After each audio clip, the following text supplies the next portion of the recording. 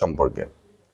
মুহররমের রোজা কয়টি এবং কি কি, বা মুহররমের রোজা আমরা কখন রাখবো, তো এই বিষয় নিয়ে আমরা একটু সংক্ষিপ্তভাবে আলোচনা করব। আমাদের কাছে অনেকেই জানতে চেয়েছেন যে মুহররমের রোজার নিয়ম কি বা মুহররমের রোজার ফজিলত কি। দেখেন, আমরা যদি কোরআনের উদ্ধৃতি দিয়ে বলতে যাই, তাহলে আল্লাহ রাব্বুল আলামিন সূরা তাওবার 36 নম্বর আয়াতে বলেছেন, ইন্না ইদ্দাতাশ শুহুরি ইনদাল্লাহি 12 শাহরান ফি কিতাবিল্লাহি ইয়াওমা খালাকাস সামাওয়াতি ওয়াল আরদ মিনহা আরবাআতুন হুরুম যালিকা দ্বীনুল কাইয়্যিম ফালা তাযলিমু ফীহিন্না আনফুসাকুম। আল্লাহ রাব্বুল আলামিন এখানে বলেন যে আল্লাহ তাআলা যেদিন থেকে আসমান এবং জমিন বানিয়েছেন তার কিতাবের মধ্যে মাসকে 12টি বানিয়েছেন, এবং এই 12টি মাসের মধ্যে আরবাআতুম মিন হুরুম, 4টি মাসকে আল্লাহ তাআলা সবচেয়ে সম্মানিত করেছেন।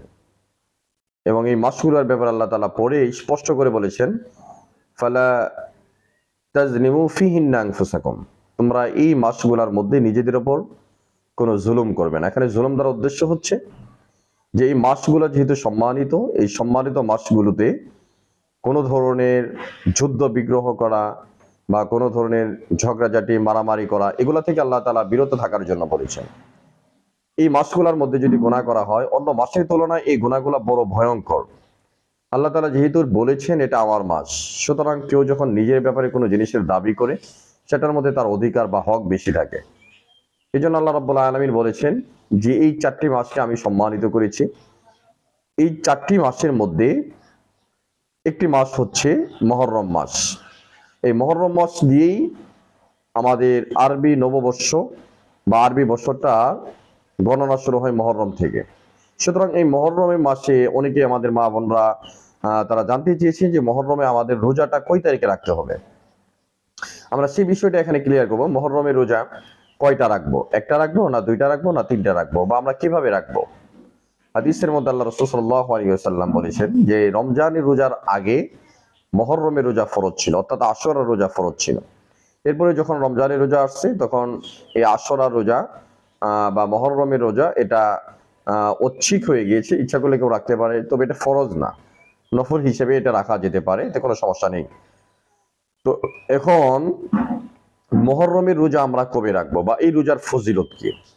মুহররমের রোজা রাখবো আমরা, সম্মানিত ভাইরা, মুহররমের রোজা রাখবো আমরা শুক্রবার, সামনের শুক্রবার 26শে জুন, যেহেতু এটা আশুরার দিন, তো আমরা সেই দিনও রোজা রাখতে পারি। আবার সেই দিনকে যদি আমরা না রাখি, তাহলে তার পরের দিন 11-12 তারিখেও রোজা রাখা যায়, এতে কোনো সমস্যা নেই। বা আমরা বৃহস্পতিবারে রেখে বা শুক্রবার পর্যন্ত রাখতে পারি। অর্থাৎ মুহররমের জন্য আল্লাহ রাসূল সাল্লাল্লাহু আলাইহি ওয়াসাল্লাম 2টা রোজা রাখার জন্য বলেছেন। কারণ যেই বছর মুহররমের রোজা আল্লাহ রাসূল সাল্লাল্লাহু আলাইহি ওয়াসাল্লাম রাখার জন্য ইচ্ছা করেছিলেন, সেই বছর প্রথমে একটা রেখেছিলেন যখন আল্লাহ রাসূল সাল্লাল্লাহু আলাইহি ওয়াসাল্লাম মক্কা থেকে মদিনায় গিয়েছিলেন। সেখানে যাওয়ার পরে দেখেন যে তারা এই উৎসব করে, তো আল্লাহ রাসূল সাল্লাল্লাহু আলাইহি ওয়াসাল্লাম তাদেরকে জিজ্ঞাসা করলেন, কি জন্য তোমরা রোজা রাখো বা উৎসব করো। তারা বললেন যে কদ নাজ্জাল্লাহু মূসা, যে আল্লাহ তাআলা মূসা আলাইহিস সালাতু ওয়াস সালামকে এই বনী ইসরাইল থেকে মুক্ত করেছিলেন, যার জন্য আমরা এই দিনে রোজা রাখি। তো আল্লাহ রাসূল সাল্লাল্লাহু আলাইহি সাল্লাম বললেন, আনা আহাক্কু বিমূসা, যে মূসার ব্যাপারে আমি বেশি হকদার। এই জন্য তিনি বললেন যে আগামী বছর যদি আমি বেঁচে থাকি, ইনশাআল্লাহ 2টা রোজা রাখবো। কিন্তু আল্লাহ রাসূল সাল্লাল্লাহু আলাইহি সাল্লাম পরবর্তী বছর আর বেঁচে ছিলেন না, আল্লাহর সান্নিধ্যে চলে গিয়েছেন। সুতরাং তিনি যেহেতু 2টা রোজা রাখার ইচ্ছা করেছিলেন, এই জন্য উম্মত এখানে 2টা রোজা রাখে। তো এই রোজার ফজিলত কি, এই রোজার ব্যাপারে আল্লাহ রাসূল সাল্লাল্লাহু আলাইহি ওয়াসাল্লাম বলেছেন, সুমু ইয়াওমা আশুরা আহতাসিবু আলাল্লাহি আইয়ুকাফিরা সানাতাল্লাযী ক্বাবলা, অর্থাৎ কোনো ব্যক্তি যদি আশুরার 10 তারিখে একটি রোজা রাখে, আল্লাহ রাব্বুল আলামিনের বিনিময়ে তার 1 বছর পূর্বের গুনাহকে মাফ করে দিবেন। আরেকটি হাদিসের মধ্যে এই আশুরার তাৎপর্য সম্পর্কে বা তার গুরুত্ব বোঝাতে গিয়ে আল্লাহ রাসূল সাল্লাল্লাহু আলাইহি ওয়াসাল্লাম বলেছেন যে আফদালুস সিয়াম বা'দা রমাদান আশ-শাহরুল্লাহুল মুহাররম। আল্লাহ রাসূল সাল্লাল্লাহু আলাইহি ওয়াসাল্লাম বলেছেন যে রমজানের রোজার পরে সবথেকে উত্তম রোজা হয়েছে আল্লাহর মাস। এখানে আল্লাহর মাসের কথা বলা হয়েছে, অর্থাৎ আল্লাহর মাস মুহররম। এই মুহররমের রোজা হচ্ছে সবচেয়ে বেশি তাৎপর্যপূর্ণ। আফদালুস সালাত বা'দাল ফরিদা, অর্থাৎ ফরজ নামাজের পরে সর্বোত্তম নামাজ হচ্ছে সালাতুল লাইল, অর্থাৎ রাতের নামাজ, তাহাজ্জুদ নামাজ।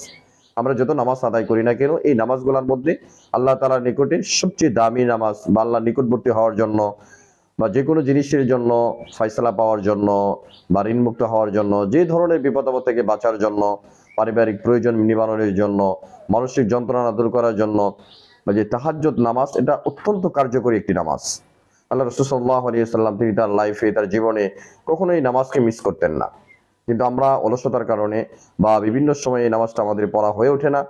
ম্যাক্সিমাম আমরা রমজানের সময় অনেকে এটাকে ট্রাই করে থাকি বা আমরা এই নামাজটাকে পড়ার জন্য চেষ্টা করি। আল্লাহ রাব্বুল আলামিন কন্টিনিউয়াস আমাদেরকে এই নামাজগুলোকে আদায় করার তৌফিক দান করেন। এবং সর্বশেষ আপনাদেরকে এই বার্তা দিয়ে শেষ করতে যাচ্ছি, সেটা হচ্ছে মুহররমের রোজা। আমাদের কাছে যে প্রশ্নটা এসেছিল যে মুহররমের রোজা আমরা কয়টা রাখবো, তো এর সংক্ষিপ্ত জবাব এটাই যে মুহররমের রোজা আমরা 2টা রাখবো। 9 তারিখ বা 10 তারিখ, বা 10 তারিখ বা 11 তারিখ, এই 2টা রোজা রাখবো আমরা আরবি তারিখের সাথে মিল রেখে। সেটা হচ্ছে 26শে জুন বা 27শে জুন, অথবা 27শে জুন বা 28শে জুন, এই সামনের সপ্তাহ শনিবার বা রবিবার বা শুক্রবার। অনেকে আবার বলে থাকেন যে শুক্রবারে নাকি রোজা রাখা যায় না। এটা একটা মানে শুক্রবারকে রোজা রাখা এমনি নিষিদ্ধ নয়। শুক্রবারে আমল হিসেবে সে যদি রোজা রাখতে চায়, রোজা রাখতে পারবে, এতে কোনো সমস্যা নেই।